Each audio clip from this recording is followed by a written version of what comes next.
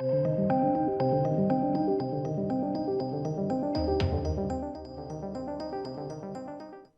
ladies and gentlemen, let's talk Prey. This is the brand new Predator film.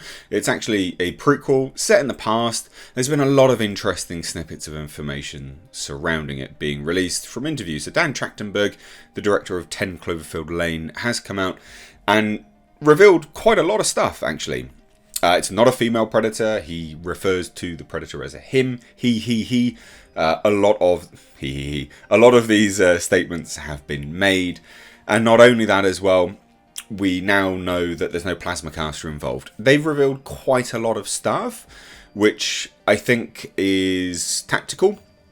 Try to get people on side and explain some of the elements behind it. So we're going to take a look at that today, ladies and gents. If you're new here, please do hit subscribe. Please do give the video a like if you enjoy the video, of course. And a lot of people will probably be looking at this. I've had a lot of comments going, are you going to be reviewing The Boys Season 3? Yes, I will. My main plan was to basically just review it as a whole season.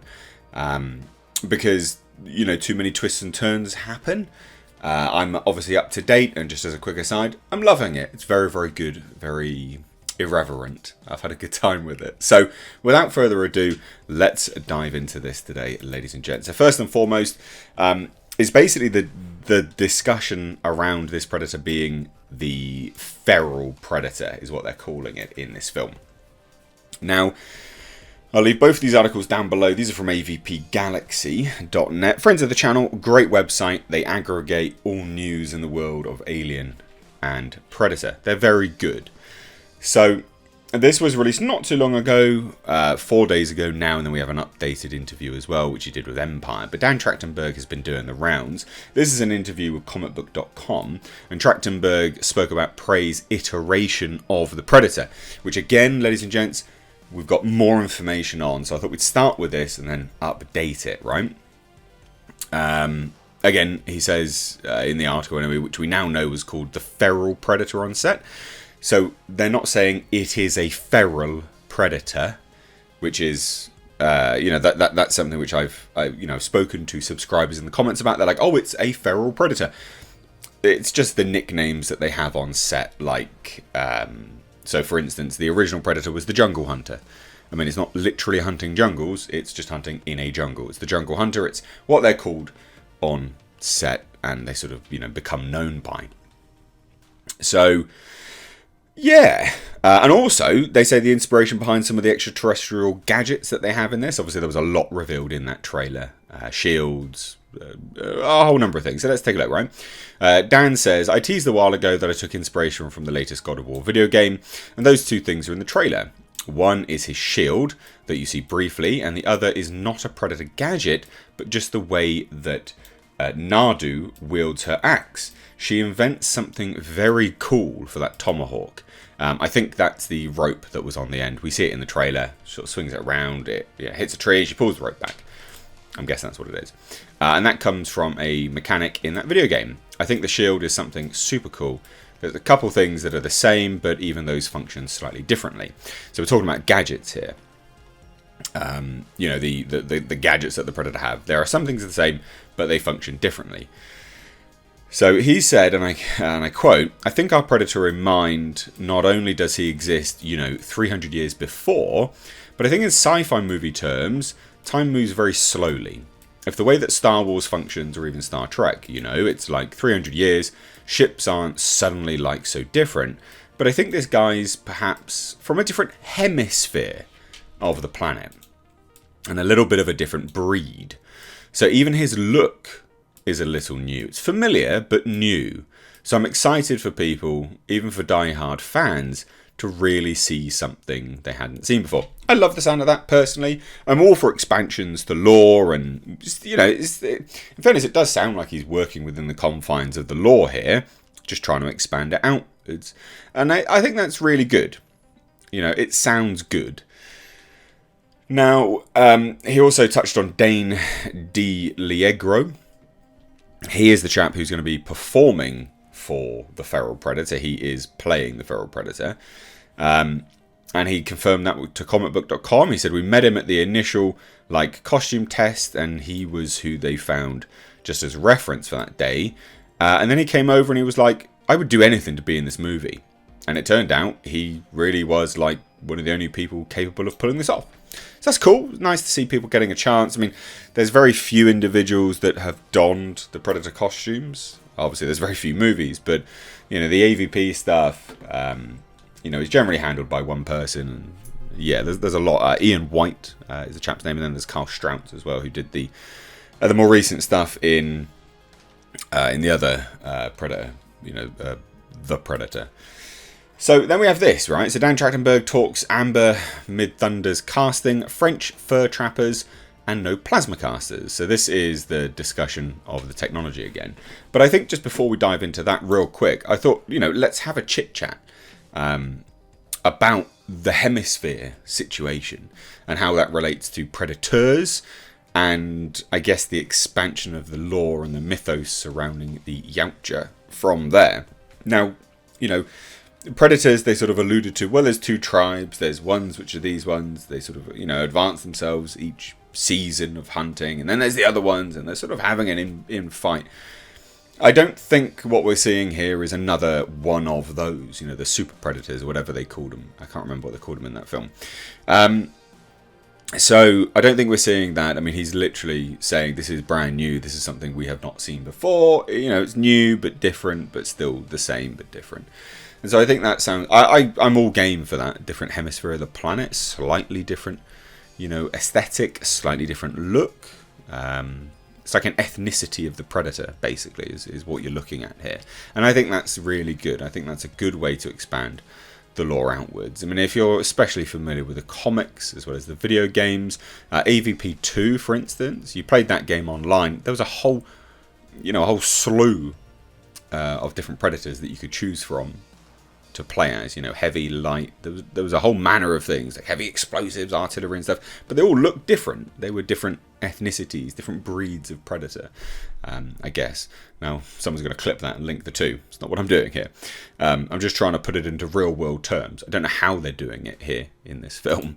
So anyway, let's dive into this. So they say no Plasmacaster, which is interesting because he used something in the trailer.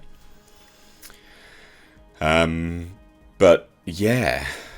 So let's take a look, right? It talks about Amber Mid-Thunder and why he cast her. Primarily because she's awesome. She read for the role in a hotel room over Zoom or FaceTime, and she really delivered. She transported me immediately, despite the strange circumstances of her audition tape. She's incredibly thoughtful and relatable. One of the things that I was excited to have was a period piece that didn't put a wall up between the viewer and the characters, and not stuffy in a way that sometimes a period piece can get. Because it's of a different time, you forget that people are still people and still felt the same feelings that we feel today, even way back when. And Amber immediately has that laser into our soul of, oh man, she feels how I feel. And also her parents have both been stunt performers in the past, and I thought, if they can do it, then she can. You know, she can do it too, and boy, did she. She trained so hard for the movie and really delivers on the action. So that's good. That sounds positive. You know, obviously a lot of this is just PR spin. I get that. But that still sounds positive nonetheless. And then we talk about this. So those of us out there who've been keeping, you know, track of the film closely will have seen actors cast as French fur trappers. When asked about colonialism in Prey, Trachtenberg also confirmed that we would be seeing those fur trappers, and they have a large role to play in the film. Interesting. So he says, I don't want to speak too much of this. I want to make sure that I let the movie speak for itself. But yes, those are French fur trappers, right? And they do play a significant role in the movie. So, okay, cool, fine. You know, again, game for that. We'll see how it pans out, of course. A lot of people have been referencing the Critical Drinker's statement on this. And, you know, I like the Critical Drinker. I've done streams with him, done the open bar, and, you know, chatted with him. He's a nice chap. I do like the Critical Drinker. But I think on this, you know, this is the statement which he made was basically to say, I predict that, you know, white man will come in and, you know, Predator and Girl will team up to fight the white man, or, you know, those kind of things. Or, you know, Predator will just go and fight the white man because white man I can't remember the exact quote, but, you know, I'm paraphrasing, and obviously I don't mean any disrespect by it either. But I just want to sort of jump in and sort of hop on the record there a little bit and just say, I think, you know, I understand we are very, very, very desensitized by a lot of the wokeness which is out there in this day and age.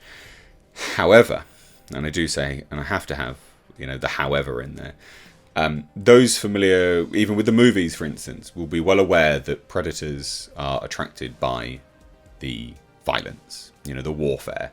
It's always the violence, it's the heat, and it's the violence. That's what they're drawn to. You have to have both those components for a predator, generally speaking, to be drawn. So, without the Comanche fighting something, there wouldn't be, you know, a movie in lore terms anyway. Now, obviously, the argument moving past that is, well, then simply they didn't have to do this movie, did they? You know, do a different story, but agenda, those sorts of things. I get that. I'm willing to give this an open-minded watch and just to see first. But I think, you know, the commentary on Predator fighting whoever is a little bit misguided, simply because in the trailer we see the Predator ripping apart Comanche as well as the white colonialism French fur trappers. So to me it looked pretty even.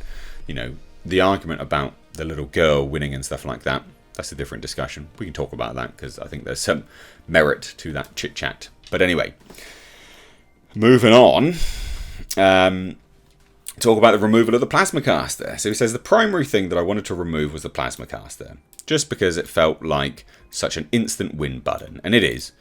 I wanted to make sure that that fight could be, could be as exciting as possible without stripping it of its advantages. He doesn't have all the tools that he has in the newer movies, but he does have awesome new gadgets for people to see.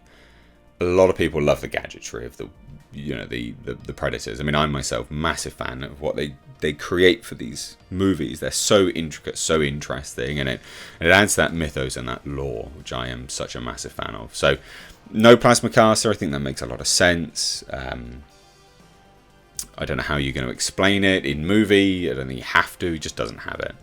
Sure, let's see how that goes. I'm willing to take a look and see. And now he says this: I think of all the movies after the first one have had all really cool bits. I don't know if there ever has been that on the whole as just a fabulous movie. I think they've all had varying degrees of awesome parts in them. So it's very important to me that not only does this movie have to have awesome parts in it, but also really needed to have a great story and something that was more universal even than in the original Predator. I wanted to return to the basic primal instincts of that original Predator movie. I think so many big swings have been taken since that one, and that was a part of this. Okay, let's do small again, but in a big way. And so hopefully for die-hard fans of the franchise and all of its incarnations, they feel like this movie's speaking only to them, and for people who have never seen a Predator movie before, they're like, oh, it's a movie? It's a real movie. I thought it was just a monster movie. It's both. I like that. It does sound like he's taking some sort of care and attention behind it. But that's about it. There's not a whole lot more updates on that. I think that kind of brings us completely up to speed now. What do you think? Let me know down below. Cheers. Also, ladies and gentlemen, consider checking out my Teespring store. Supporting the channel via this way does go a long way. But also, not only that, you do get to wear some awesome merch. These are one-of-a-kind designs designed for me by my graphic designer. We, of course, have our Clown World line, which is in mugs, hoodies, t-shirts. We've got Space Jeebus, and then for something a little bit different, we of course have right down at the bottom right here, we have our Pulsar GTIR. Also, ladies and gentlemen, consider checking out and supporting my second channel, which is Car Nonsense. This is a vlog and car channel. You can find links to this in the description box along with my Teespring. Please do consider supporting.